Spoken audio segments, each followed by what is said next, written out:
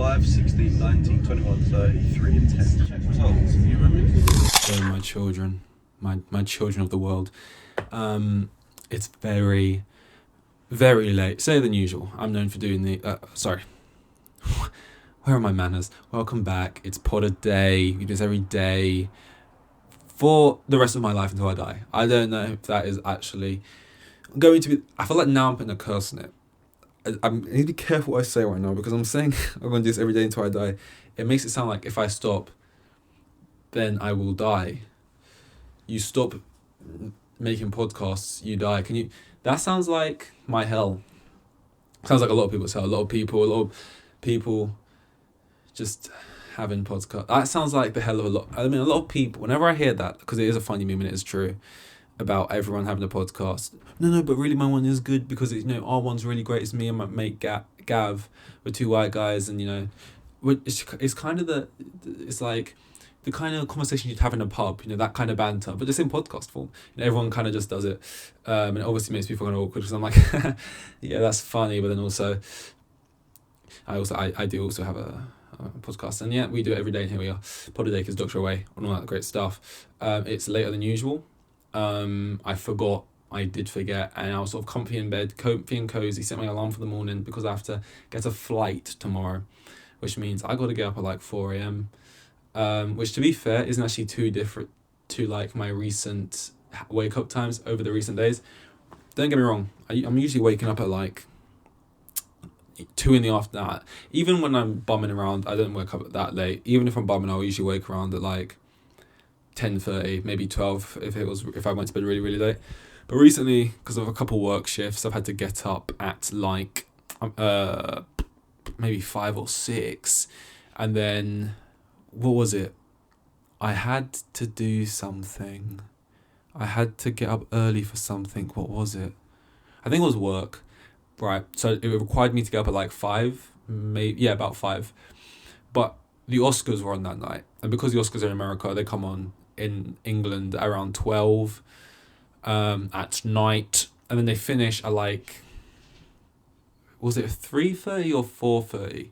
I think they actually finished at like 4. I think they're meant to be like 3 hours long, but they went on for like 4 hours, I swear. And I was like, okay, I want to watch the Oscars and also go get up early, so I'm just not going to sleep.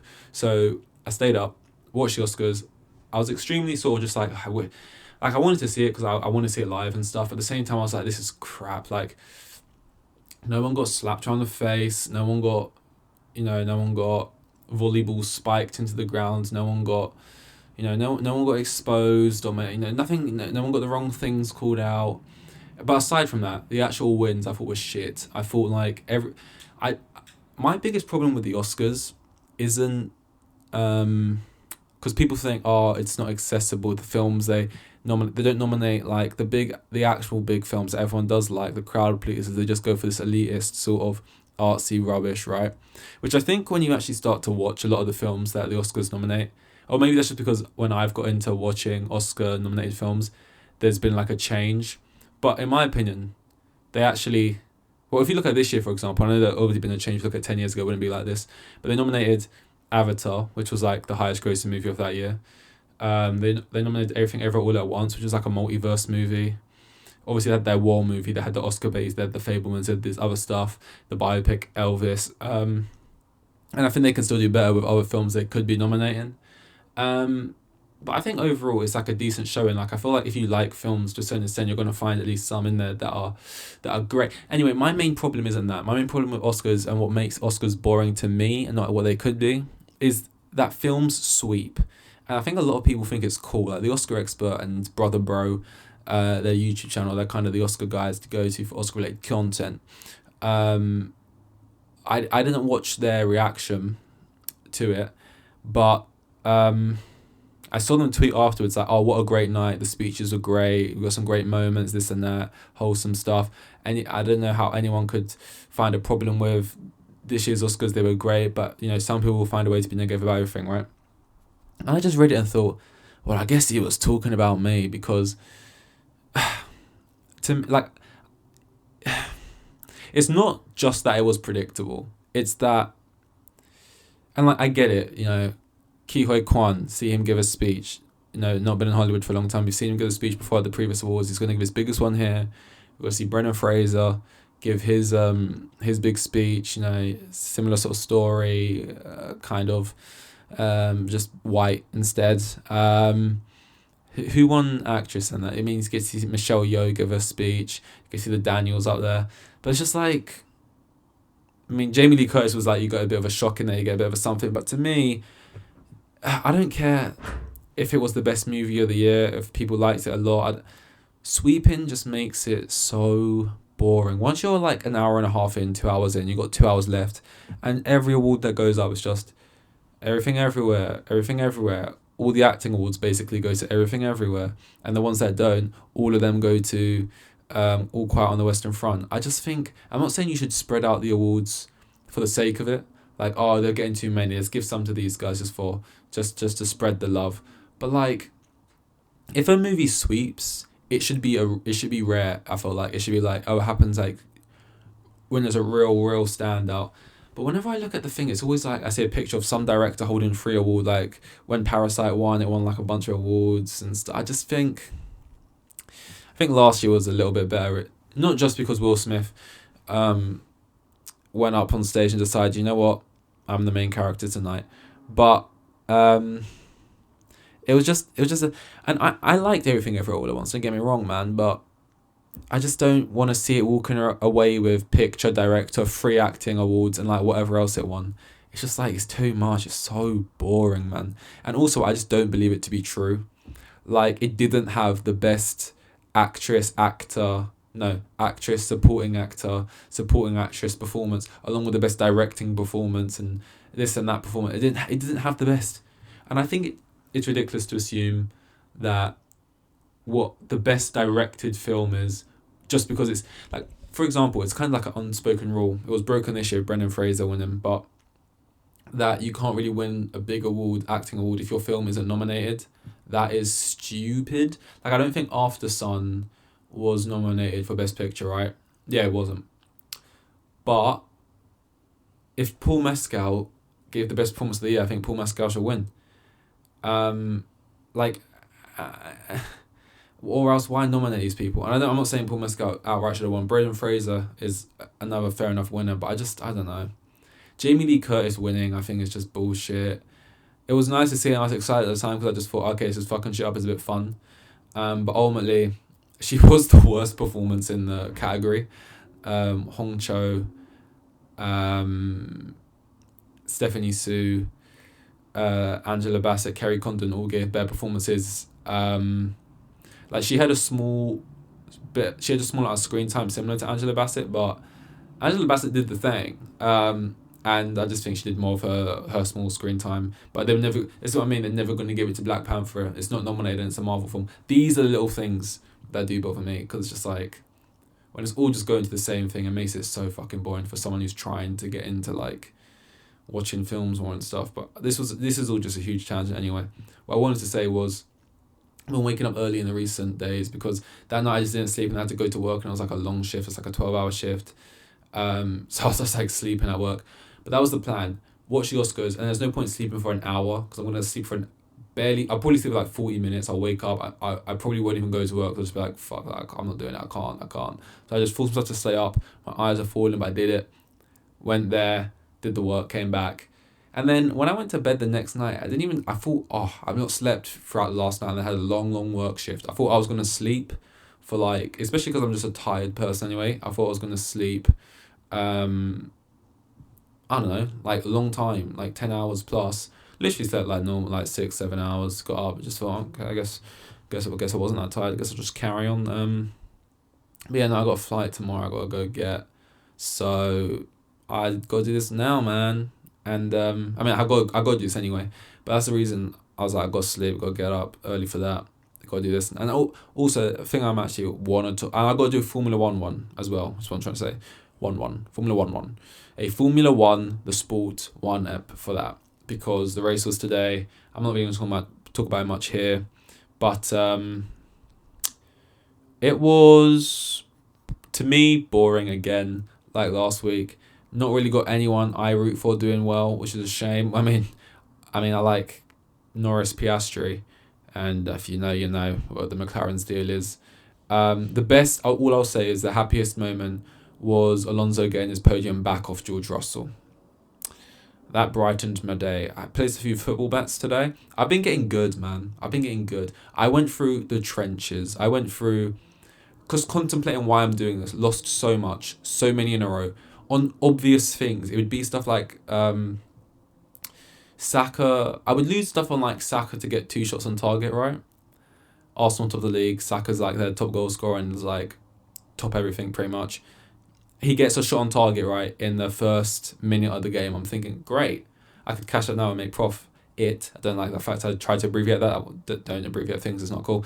I could make some sweet prof still. But I thought, no, I got a whole pretty much 90 minutes for him to get one more shot on target. And I left it, and then ultimately lost it, right? And that kind of stuff just kept happening to me. And I don't know if I was just getting unlucky or if I just was like, because now I'm being a lot more cautious. Like, I look at things and I'm like happier, like I cash out a lot. I know a lot of people say like, why cash out? If you're betting, it's for the thrill of it, it's for the fun. You know, if you're going to put money in, you want it to get to the end. But not me, man. We just moving for a little cheeky profit here and there. And that has led to some bad things. Today I cashed out on Benzema 2 shots on target. He got 1 shot again. It was in the first minute. I cashed out. I made like double my money back. So I just thought I'm happy with this. And then like a couple minutes later, he towards the end of the game, he got that second shot on target. Would have got me the full thing. That was annoying. And then yesterday, I had a similar thing where I didn't cash out because I thought the gain is bigger than, like, the risk is better than the rewards or whatever, you know, whichever way around it was. But I could have cashed out for still like a really good bit of profit, and I missed out on that one. So I just thought, you know what I mean? Either way though, I've been in the profit arena. I kind of just like go for easy winnable bets that are definitely going to come through and just make small amounts of profit. Because I don't do it for the thrill of it, really. I don't find fun in it. It's just I do it because it makes me watch more football. It makes me more invested in football games, so I end up watching more football games outside of just Chelsea. And secondly, it's just a nice little something on top. I'm not really doing it because I want to like put on a huge ACCA or accumulator or something and put in £10 and make $2,000 or something. The idea of that is nice, but yeah. Also, I'm not made of money. I'm a broke boy. Why did I get? That's just what I've been up to. I mean, in terms of football, we know the curse of Drake. Now we got the curse of Kim Kardashian of the Kardashian family. Showed up to the Arsenal game. I don't know which one of her kids it was, whichever weird named child it was there with the shirt on. Arsenal. And then Arsenal have kind of been winning every single game. They are probably going to win the league this season, so that comes with the territory. But the one game they go to, they go out on penalties in the Europa League, which I was happy about because it means Chelsea remain for at least another year the only team in London with a European Cup. We're the only team in London. Which is like a weird flex because it's like, it's not like you're being like, oh, we're the only team in England or we're the only team in Europe or the world. Like, we're really small, like locating it down to London and then zoom in even more. Only team in West London, whatever. But yeah, only team in London. But to be fair, there is some, Arsenal and Tottenham are also in London. We've got a little rivalry against those two. And I mean, Tottenham are nowhere near. You see Conte come out, not the closet, but out in the press conference. And just, he's done this so many times since he's taken over, where he basically just calls the club shit, says their mentality shit, says the players shit, says their board is shit. And they just kind of keep him because they're like, who else could we get? And Conte is good, and he is kind of right. And it's just one of these weird scenarios where he's just fed up with the team he manages, but he just won't get, it's like he's like, sack me. Somebody's like, he's just saying whatever he wants to see if he can get sacked. He just doesn't. So that's going on there. And yeah, even though Arsenal are having a little bit of a good run this season, as in going to win the league kind of run, they will not be getting any European silverware, which is great. Because it's not just like, oh, Chelsea are the only team to win the Champions League. That'd be one thing. But only team to win a European Cup in general. Arsenal maybe have won like one of the old competitions, but I'm not sure. I'm not an Arsenal fan, so I don't know. And I wasn't born in the 90s. But maybe they won like one of the old versions of the trophy. I'm not sure.